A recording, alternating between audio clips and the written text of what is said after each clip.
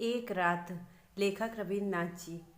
एक ही पाठशाला में सुरबाला के साथ पढ़ा हूँ। उसके घर जाने पर सुरबाला की माँ मुझे बड़े प्यार करती और हम दोनों को साथ बिठाकर कहती, वाह कितनी सुंदर जोड़ी है।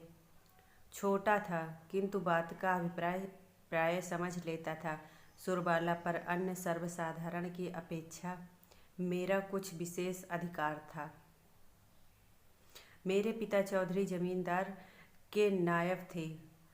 उनकी इच्छा थी मेरे काम करने योग्य होते ही मुझे जमींदारी का काम सिखाकर कहीं नौकरी दिला दें, किंतु मैं मन ही मन इसका विरोधी था। मैं पढ़ लिख कर बड़ा अधिकारी बनना चाहता था। मैं घर से भागकर शहर आ गया और एक परिचित के घर रहकर पढ़ाई करने लगा। इसी समय मेरे पिता और सुरबाला के पिता ने एकमत होकर सुरबाला के साथ मेरा विवाह कर देने का निश्चय किया। मैं 15 वर्ष की अवस्था में कलकत्ता भाग आया।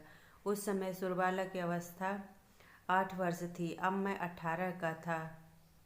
पिता के अनुसार मेरे विवाह की आयु धीरे धीरे निकली जा रही थी, पर मैंने मन ही मन यह प्रतिज्ञा कर ली थी कि आजीवन अविवाहित रहकर स्वदेश के लिए मर मिटूंगा। मैंने पिता से कहा, पढ़ाई पूरी किए बिना मैं विवाह नहीं कर सकता। 2-4 महीने के बाद ही खबर मिली कि वकील रामलोचन बाबू के साथ सुरबाला का विवाह हो गया। मैं तो पढ़ाई और अधिकारी बनने की तैयारी में व्यस्त था। मुझे यह समाचार तुच्छ ही लगा। इसी बीच पिताजी चल बसे। घर की जिम्मेदारी बड़े होने के नाते मुझ पर आ गई, इसीलिए एक स्कूल में असिस्टेंट मास्टर की नौकरी करनी पड़ी। मैं स्कूल के ही पाठशाला से सटी हुई एक झोपड़ी में रहता था। स्कूल बस्ती से कुछ दूर एक बड़े तालाब के किनारे पर था। चारों ओर सुपारी, नारियल और मदार के पेड़ तथा स्कूल से लगे आपस में सटे हुए नीम के 2 पुराने विशाल पेड़ छाया देते रहते। अभी तक मैंने इस बात का उल्लेख नहीं किया, न मैंने उसे उस योग्य ही समझा। यहाँ के सरकारी वकील रामलोचन राय का घर हमारे स्कूल के पास ही था और उनके साथ उनकी पत्नी मेरी बाल्य सखी सुरबाला भी। ये मैं जानता था। रामलोचन बाबू के साथ मेरा परिचय हुआ। सुरबाला के साथ मेरा बचपन में परिचय था। यह बात पता नहीं रामलोचन को मालूम थी या नहीं। मैंने भी उस बारे में कोई बात नहीं की। एक दिन छुट्टी के रोज रामलोचन बाबू से भेंट करने उनके घर गया। याद नहीं किस विषय पर बातचीत हो रही थी। तभी बगल के कमरे में चूड़ियों की हल्की सी खनखनाहट, साड़ी की सरसराहट और पैरों की भी कुछ आहट सुनाई पड़ी। मैं अच्छी तरह से समझ गया कि जंगले की सेंध से कोई कौतूहलपूर्ण आंखें मुझे देख रही हैं। मुझे तत्काल वे आंखें याद आई। विश्वास, सरलता और बाल सुलभ प्रीति से छलछलाती 2 बड़ी बड़ी आंखें, काली काली पुतलियां, घनी काली पलकें और स्थिर स्निग्ध दृष्टि। सहसा मेरे हृदय को मानो किसी ने अपनी कड़ी मुट्ठी में भींच लिया। वेदना से मेरा अंतर झंझना उठा। लौटकर घर आ गया, किंतु वह व्यथा बनी रही। पढ़ना लिखना जो भी करता, किसी तरह मन का भार दूर न हो पाता। शाम के समय में कुछ शांत चित्त होकर सोचने लगा कि आखिर ऐसा क्या हुआ, क्यों। उत्तर में मन बोल उठा, तुम्हारी वह सुरबाला कहाँ गई। मैंने कहा, मैंने तो उसे स्वेच्छा से ही छोड़ दिया था। वह क्या मेरे लिए ही बैठी रहती। मन के भीतर से कोई बोला, उस समय जिसे चाहते ही पा सकते थे, अब उसे सिर पटक कर मर जाने पर भी एक बार देखने तक का अधिकार तुम्हें नहीं मिल सकता। बाल्यावस्था से ही वह सुरबाला तुम्हारे कितने ही निकट क्यों न रहे, चाहे तुम उसकी चूड़ियों के खनक सुनते रहे हो, उसके बालों की सुगंध की महक पाते रहे हो, किंतु तुम्हारे बीच में एक दीवार बराबर बनी रहेगी। मैंने कहा, जाने भी दो, सुरबाला मेरी कौन है। उत्तर मिला, आज सुरबाला तुम्हारी कोई नहीं, लेकिन सुरबाला तुम्हारी क्या नहीं हो सकती थी। यह रामलोचन न जाने कहाँ से आ गया।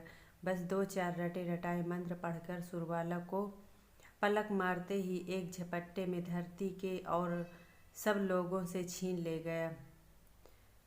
तब से किसी और काम में मन ही नहीं लग सका। दोपहर के समय क्लास में जब छात्र गुनगुनाते रहते, बाहर सन्नाटा छाया रहता, नीम की निमोलियों की महक, तब भीतर कुछ होता। मन कुछ चाहता मगर उसका रूप साफ न होता। स्कूल की छुट्टी होने पर अपने बड़े कमरे में अकेले मन न लगता। तुम्हारे जैसा आदमी सुरबाला का पति होकर आजीवन बड़े सुख में रह सकता था। तुम तो होने चले थे अधिकारी और अंत में एक देहाती स्कूल के असिस्टेंट मास्टर बनकर रह गए। एक बड़े मुकदमे में रामलोचन कुछ दिनों के लिए बाहर गया था। अपने स्कूल भवन में मैं जिस तरह अकेला था, शायद उस दिन सुरबाला भी अपने घर में उसी तरह अकेली थी। मुझे याद है उस दिन सवेरे से ही आकाश में बादल थे। 10 बजे से टप टप बारिश शुरू हो गई। आकाश की दशा देखकर हेडमास्टर ने जल्दी छुट्टी कर दी। काले काले मेघ सारा दिन बरसते रहे। उस रात प्रलय आने के संकेत थे। ख्याल आया, इस दुर्योग के समय सुरबाला घर में अकेली है। हमारा स्कूल भवन उनके घर की अपेक्षा कहीं अधिक मजबूत था। कई बार मन में आया उसे स्कूल भवन में बुला लाऊं और मैं तालाब के किनारे रात बिता लूं, किंतु किसी भी तरह तय नहीं कर पाया। रात 1-1:30 पहर बीत गई होगी कि सहसा बाढ़ आने की आवाज़ सुनाई पड़ी। समुद्र बढ़ा आ रहा था। घर से बाहर निकला, सुरबाला के घर की ओर चला। पानी का वेग बढ़ रहा था। हमारे तालाब के किनारे का एक हिस्सा लगभग 10-11 हाथ ऊंचा था। जिस समय मैं किनारे पर चढ़ा, उसी समय विपरीत दिशा से एक और व्यक्ति भी चढ़ा। व्यक्ति कौन है, यह सिर से लेकर पैर तक मेरी संपूर्ण अंतरात्मा समझ गई और उसने भी मुझे पहचान लिया। वह सुरबाला ही थी। प्रलयकाल था। आकाश से तारे गायब थे। उस समय कोई बात करने में भी हानि नहीं थी, किंतु एक भी शब्द न निकला। दोनों केवल अंधकार की ओर ताकते रहे। आज संसार छोड़कर सुरबाला मेरे पास आकर खड़ी थी। मुझे छोड़कर आज सुरबाला का कोई नहीं था। वह लहर न आए। पति पुत्र घर धन जन लेकर सुरबाला चिरकाल तक सुख से रहे। मैंने इसी रात में महाप्रलय के किनारे अनंत आनंद का स्वाद पा लिया। रात समाप्त होने को आई। आंधी थम गई। पानी उतर गया। सुरबाला बिना कुछ कहे घर चली गई। मैं भी बिना कुछ कहे अपने घर आया। मैंने सोचा मेरे इस संपूर्ण जीवन में केवल क्षण भर के लिए एक अनंत रात्रि का उदय हुआ था।